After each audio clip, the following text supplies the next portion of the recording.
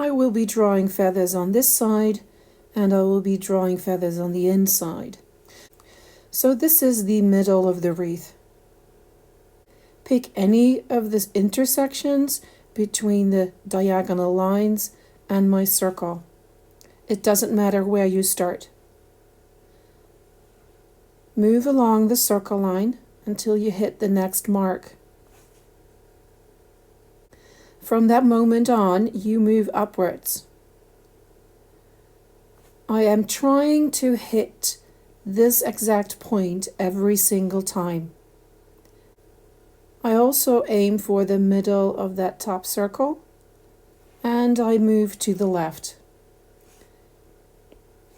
Stop. From this moment on, you are moving backwards. You are bouncing back. You are traveling along your own line. Stop. I'm going for the same reference marks. The middle here and that point there. Think of it as a semicircle.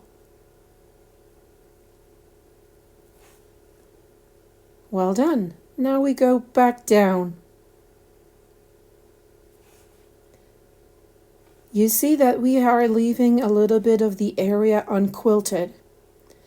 If you prefer, you can do that right away, but you can also leave it until the end. Move forward to your mark, move upwards to your next mark, aim for the middle in semicircle, and stop. Bounce back. Move forward.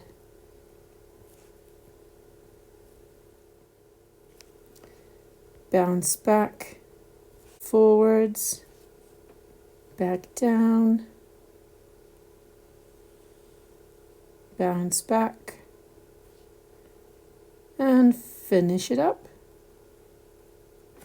And we have a quilted wreath. Oops, I forgot a spot over here.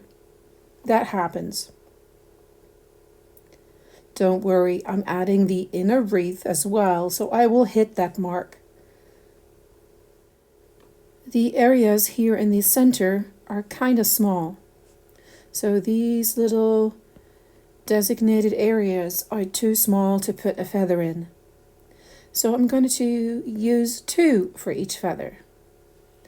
So start where you left off, move along your circle line. When you hit your mark, you move towards the center.